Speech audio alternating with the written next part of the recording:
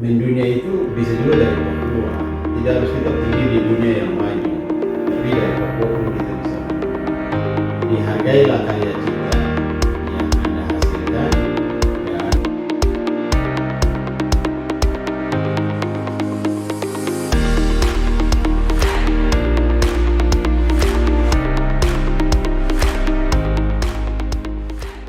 halo Sobat Tifa Papua, kembali bersama saya host Hakari ini, Elizabeth Harisa. Hari ini kita akan membahas mengenai kekayaan intelektual khususnya hak cipta.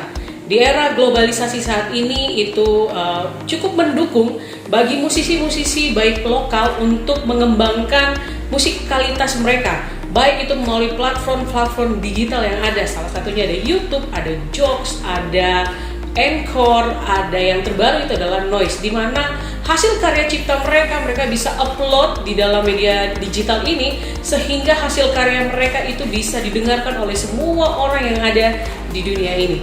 Hari ini kita akan membahas, kita akan mendengarkan cerita, kita akan mencari tahu bagaimana dampak dari pendaftaran cipta yang telah dilakukan oleh salah satu seniman lokal Papua dan juga mungkin merupakan YouTuber ya, Papua punya. Telah hadir bersama saya saat ini ada yang tidak asing lagi, Bapak Kepala Kantor Wilayah Kementerian Hukum dan HAM Papua, ada Bapak Antonius Ayurwa. Bagaimana Bapak? Sehat? sehat. Lari jalan terus ya Bapak? Oke, mantap. Mantap. Dan juga ada Saudara Onesias Urbinas atau biasa dikenal dengan Epo de Venemo. Apa kabar Epo? Luar biasa. Hadir. Mantap sekali, semangat ya. Semangat. Oke. Hari ini kita akan bicara, bercerita, membagikan informasi terkait pendaftaran kekayaan intelektual. Kita cukup mengenal ya dengan Epo, dengan lagu-lagunya yang begitu terkenal di YouTube dan juga di anak-anak Papua. Saya mau ke Pak Kakanwil dulu. Oke. Jenis musik-musik Epo ini masuk di cipta bagian apa Bapak? Iya, jadi sebenarnya hak cipta ini kan hak yang sifatnya eksklusif ya, dan dia sifatnya deklaratif. Jadi sebenarnya ketika seseorang menciptakan hasil karya lagu yang dihasilkan, itu sudah otomatis hak ciptanya sudah melekat pada orang yang bersangkutan. Cuma dia masih memiliki fungsi sosial, dan ketika lagunya tuh didengar dan mendapat banyak orang yang simpati terhadap lagu tersebut, pasti dia akan berpindah segmentasinya ke ekonomi, sehingga memang harus didaftarkan begitu, Elis. Jadi kalau lagu ini bisa menimbulkan efek untuk ekonomi ya Bapak ya? Oh sangat karena dengan proses digitalisasi saat ini itu sebenarnya semua hasil karya anak bangsa termasuk anak-anak Papua itu juga bisa mendunia. Makanya hari ini saya lebih cenderung judul podcast kita itu anak Papua juga bisa mendunia, from lokal to global. Wah, luar biasa. Jadi kenapa ini kita harus memulai dan melakukan? Tentu ada latar belakangnya, Elis. Ya, kita sangat menyayangkan, tapi juga dalam era dengan perkembangan yang berbeda ya, sehingga beberapa genre musik yang sudah sangat terkenal di Papua sampai saat ini kan kita tahu bahwa mereka tidak punya hak cipta. Hanya hak izin industri. Ya, misalnya Black Brothers, Black Papas, Black Coconut. Ini grup-grup terkenal semua ya, grup dari terkenal Papua. semua, Black Sweet. Iya. Terus ada Mambesak. Itu kan ada sekian banyak lagu mereka dan seluruh orang di tanah Papua ini sudah pernah menikmati. Tapi kan sangat disayangkan sekali ya, mereka tidak bisa mendapat royalti. Tapi yang terbaru nih dalam beberapa perkembangan yang saat ini terjadi dengan era digitalisasi, saya pikir kemarin kita juga tersentak ya dengan lagu Sio Bapa Mantu Ipar. Itu juga kan Lagi booming sekali itu di Jayapura, dan di Papua. tentu bukan hanya di Papua, di Maluku, Oh di iya, NTT. wilayah timur ya, sampai. Iya, iya. Orang sangat Di TikTok menyanyikan- juga rame banget. Benar. Orang bikin video-video di TikTok tuh pakai lagu itu. Nah, kasihan kan penciptanya untuk saudara Hendrik Mambrasar di Raja Ampat sana. Dia tidak mendapati apa-apa. Itu kenapa Bapak dia tidak bisa? Ya karena yang pertama dia memang tidak mendapat informasi yang baik dan dia tidak menganggap bahwa betapa Pentingnya pentingnya untuk melakukan pendaftaran hak cipta dia melalui lagu itu harus dilakukan supaya dilindungi ketika lagunya membooming. Itu semua yang mau mengembangkan dalam bentuk aransemen yang baru atau merubah biramanya, itu harus diminta izin kepada pencipta dan tentu ada manfaat ekonomi yang akan didapati. Nah, juga misalnya lagu Sio Kekasihku, itu kan diciptakan oleh Pak Robi Sawaki yang dinyanyikan oleh Pak Cenoge ya. Iya, Pak Jeno. Jadi tentu dengan perkembangan digitalisasi dan teknologi hari ini, lewat posisi Kementerian Hukum dan HAM, kita mau membantu semua seniman-seniman yang ada di Kota Jayapura karena kita tahu bahwa seniman di Kota Jayapura terakala, dong terakoso. Baisi. Ya, dong baisi betul. betul. Iya, dong baisi betul yang karya-karya terbaik. Betul, iya. Nah, dengan genre-genre mereka itu bisa mampu untuk mengimbangi semua seniman-seniman yang juga ada di daerah lain. Jadi kalau seandainya Bapak saya pengen cover-cover lagu nih kan Iya. sekarang lagi musim nih cover-cover Iya. lagu entah di TikTok, entah di Iya. YouTube begitu. Itu kira-kira waktu saya cover, contohnya saya cover lagunya Epo itu bagaimana? Itu saya bisa di Oh iya, atau bagaimana? dikenakan. Apa yang harus saya lakukan supaya saya tidak? Ya harus minta izin. Oh, minta izin Iya, dulu ya minta izin sama ke Epo. Epo gitu ya. dulu. Epo izinkan apa tidak? Karena itu hasil karyanya yang Itu hak yang dia punya, benar, yang dia miliki ya. hak yang dimiliki sebagai pencipta lagu tersebut. Jadi harus minta izin dong. Kalau sepanjang penciptanya tidak mengizinkan, jangan coba-coba di situ, nanti dapat tindak PPNS. Aduh, PPNS PPNS kita, ini. ya pejabat penyidik pegawai Pegawai negeri negeri sipil sipil, betul. akan menindak Anda gitu. Oke, kita ke Epo. Epo sudah berapa lama jadi musisi? Musisi dan YouTuber. Untuk mulai jadi musisi hip hop khususnya pertama kali rekaman itu sekitar tahun 2008 ke 2009. 2008 ke 2009, tapi untuk dengar lagu terus beraktivitas dengan musik sebenarnya karena kita berasal dari anak-anak gereja, jadi pasti sudah kenal ya vokal grup ya, suara. paduan suara. Nah, jadi memang pertama untuk coba rekaman 2008-2009 dan mulai aktif untuk mengaktifkan YouTube sebenarnya baru di tahun 2016. Oh baru ya? Dari tahun 2016 itu punya YouTube channel sendiri. Sejauh YouTube channel Sebelumnya ada kayak komunitas grup gitu. Ada berapa lagu yang Epo ciptakan sendiri? Kalau yang saya ciptakan lagu sekitar sebetulnya lebih dari 10. Lebih dari 10. Dan yang sudah didaftarkan berapa? Yang sudah didaftarkan ada 5. 5 ya? Kemarin waktu pendaftaran itu mengalami kesulitan nggak?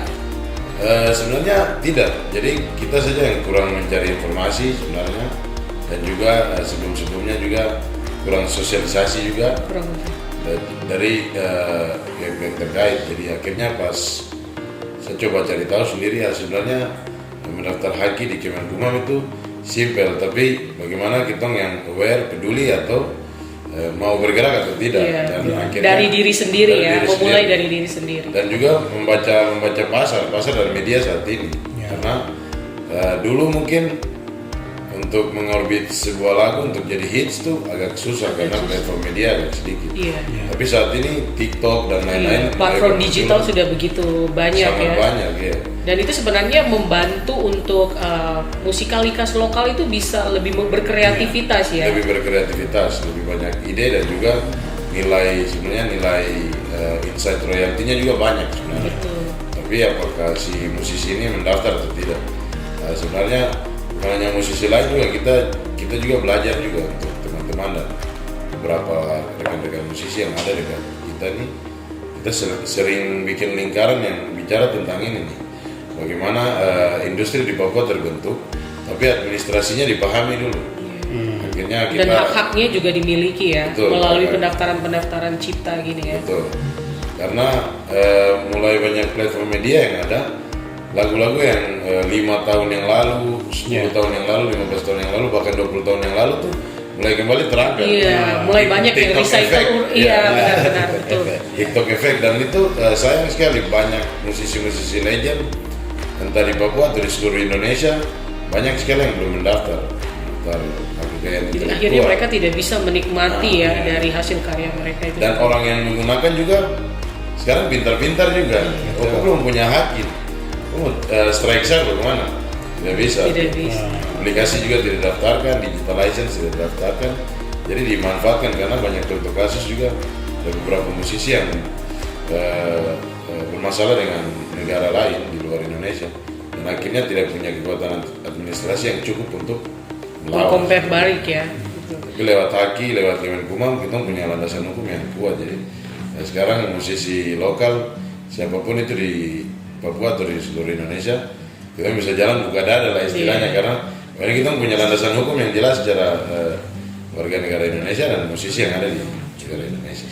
Tadi Bapak Ya. Epo mengatakan bahwa sebelum dia mendaftarkan cipta itu mereka merasa mereka kekurangan informasi. Sekarang yang saya mau tanya, Kemenkumham, apa yang bisa Kemenkumham lakukan untuk komunitas-komunitas seperti ini, Bapak? Yo, jadi supaya masyarakat tahu bahwa Kanwil Kemenkumham Papua ini kita lagi kembangkan pelayanan di tempat, on-site service.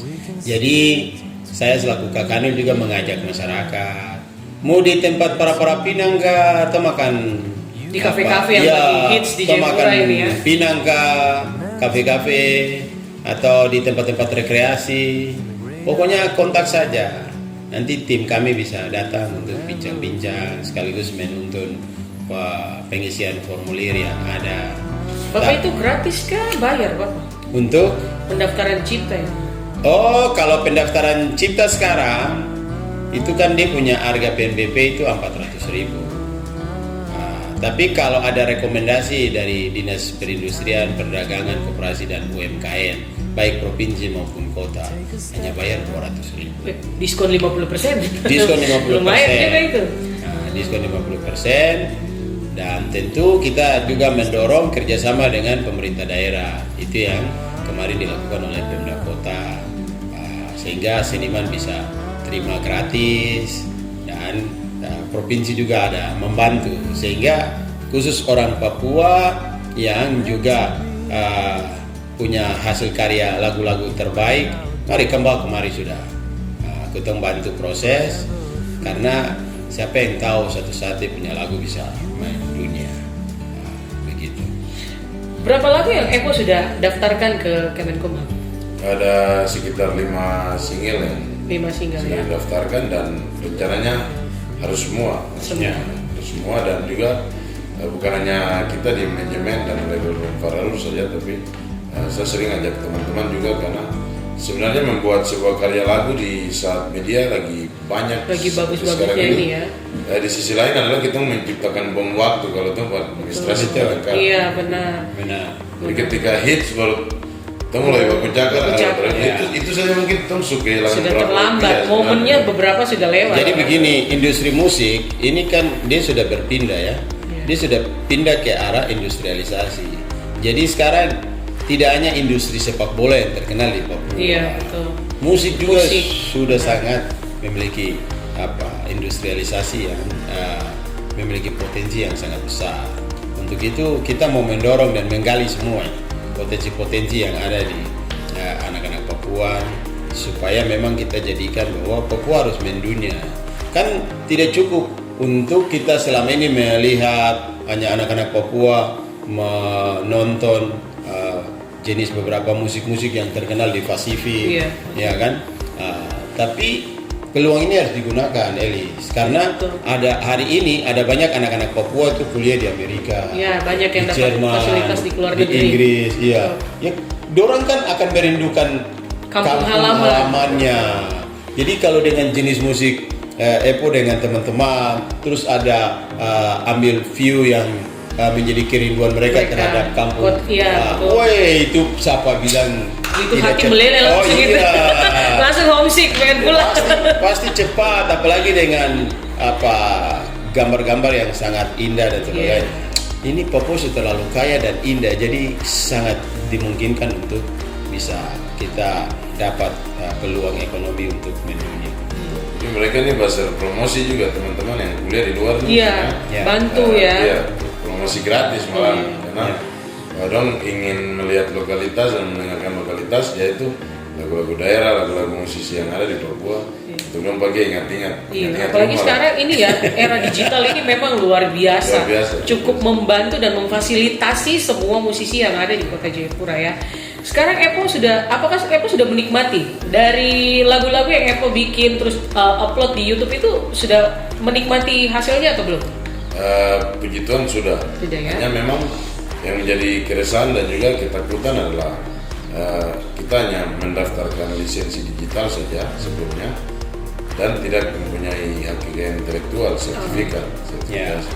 Jadi secara strike untuk sengketakan ke arah hukum kan tidak punya Tidak punya dasar. kekuatan hukum Tidak untuk punya ini ya. kekuatan hukum. Jadi pada saat sudah punya haki, ya ini bisa Percaya diri lebih lagi percaya ya. diri ya. Jadi kita bisa bicara di depan banyak orang dan kita punya bukti Sudah ada. sertifikat.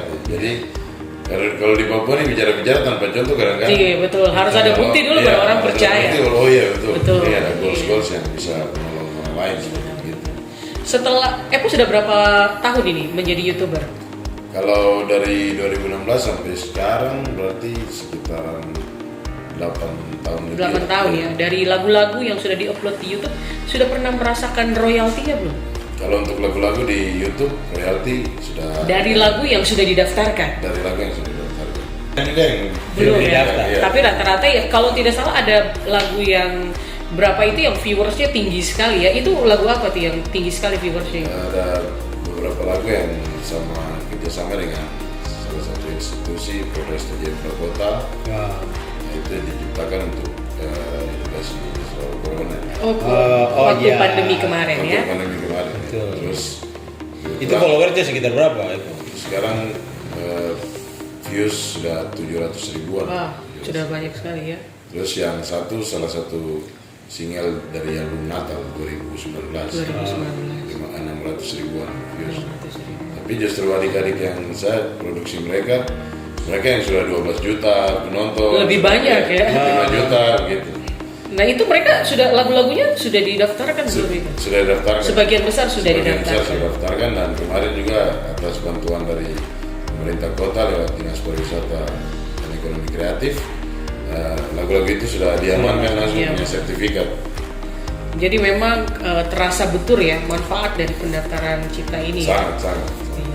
Terus kalau seandainya ada pelanggaran Cipta gitu, kalau ada yang kita pengen meng-compare nih Bapak, itu saya punya lagu, kok saya punya nama tidak dicatat di situ. Terus mereka tidak minta izin kepada saya, itu mereka bagaimana Bang? Ya, jadi Musisi-musisi ini harus mengadu kepada siapa? ya tentu ke Kementerian Hukum dan HAM. Nanti PPNS kita akan memproses dan Korwas PPNS ini kan dari Polda, sehingga PPNS di kekayaan intelektual akan meneliti itu di tingkat wilayah. Kalau nanti dia bersengketa, tentu ada beberapa mekanisme Yang harus apakah bisa dimusyawarahkan, atau Mediasi kalau gitu ya ya? mediasi untuk penyelesaian atau harus ke peradilan. Masuk-masuk. Ya, nah, peradilan kan berarti dia maksudnya ke peradilan niaga ya. Iya. Karena sengketa kekayaan intelektual itu kan Iya. ke peradilan niaga. Nah, jadi memang tentu Kanwil terus akan mensosialisasikan betapa pentingnya pendaftaran kekayaan intelektual ini, dan tentu ya tadi Epo bilang kan orang di Papua ini kan mau bukti toh.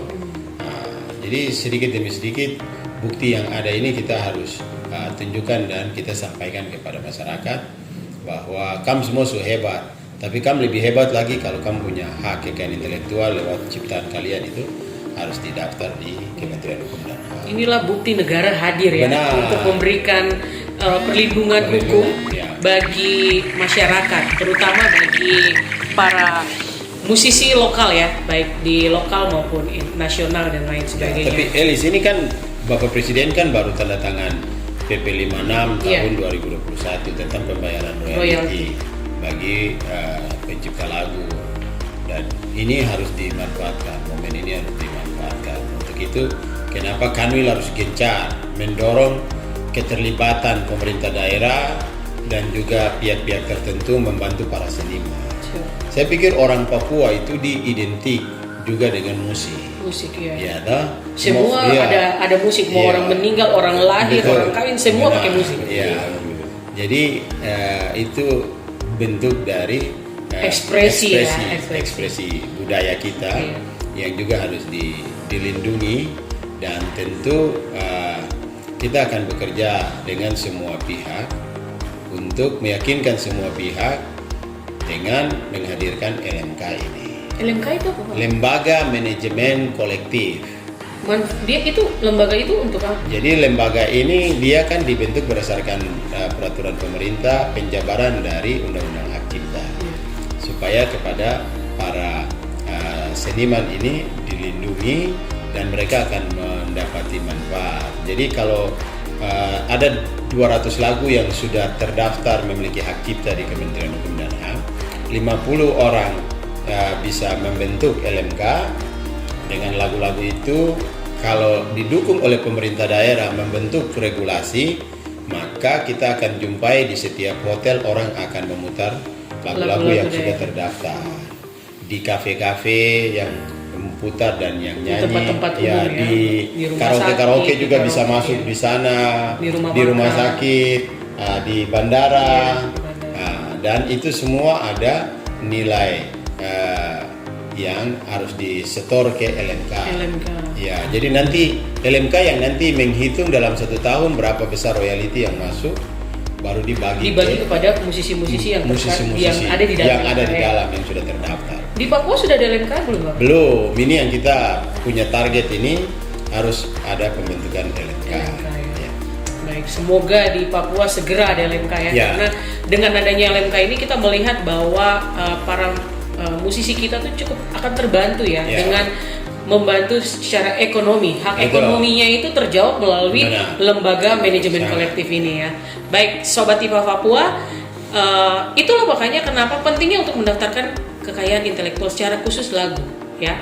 Jadi bagi teman-teman Tifa Papua yang mungkin suka mengarang-mengarang lagu yang lagi galau-galau terus tulis lagu itu, jangan lupa didaftarkan itu. Jangan sampai kok teman di sebelah dengar, dia rekam, dia daftar terus kok tidak dapat apa-apa. Sayang sekali kan. Iya. Jadi jangan sia-siakan ide kreatif yang sudah kalian ciptakan sendiri. Caranya adalah dengan melakukan pencatatan kekayaan intelektual. Kali dulu. Eko ini satu. kan juga ada punya program Iya, edukasi. kalau tidak salah baru pulang ya, Eko deh. Ada program Dari BIA. edukasi. Itu kegiatan apa kalau boleh tahu?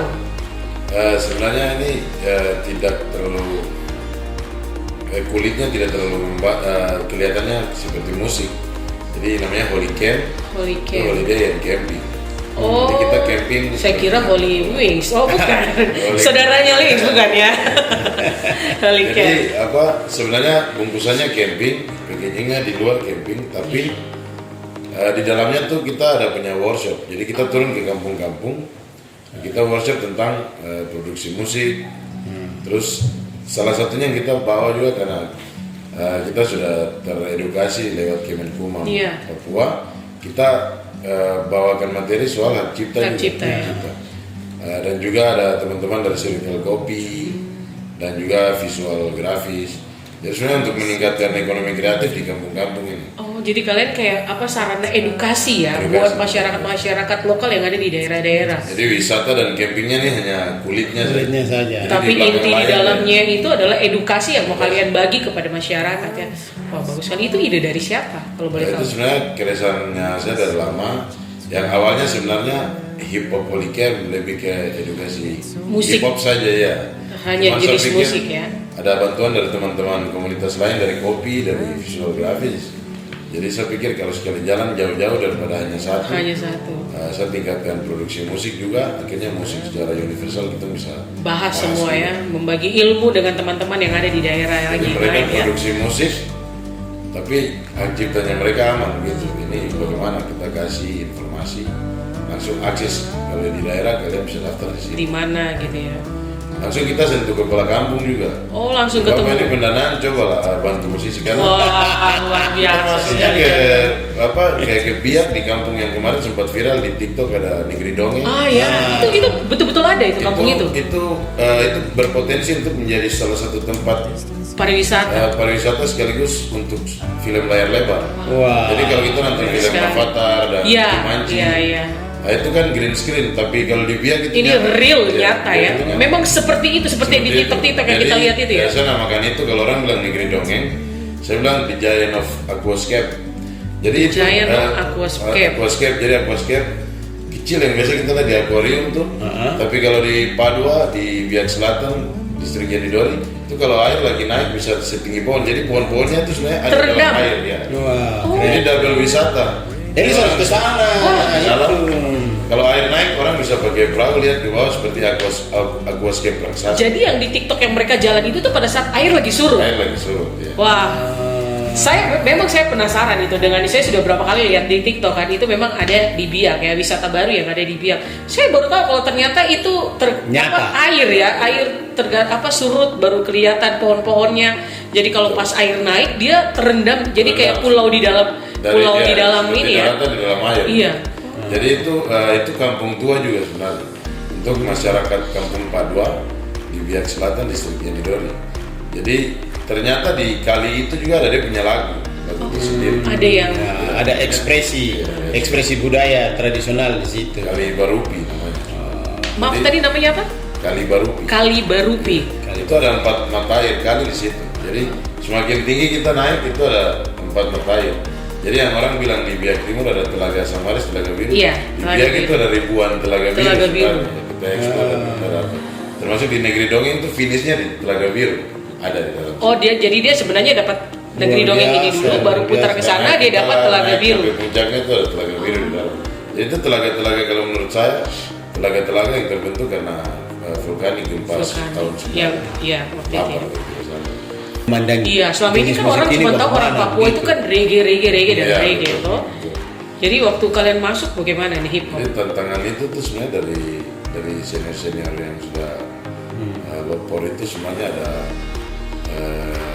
kakak almarhum Frankie Kumbado, dia datang dari Sorong, terus ke sini, terus beberapa kakak-kakak dari Timika juga ada kakak-kakak seperti Abang Wempit Kesoe, Wempit Kesoe. dan juga ada Abang Jeko Siompo yang sekarang di Jakarta, dan juga ada Abang Bento Garu.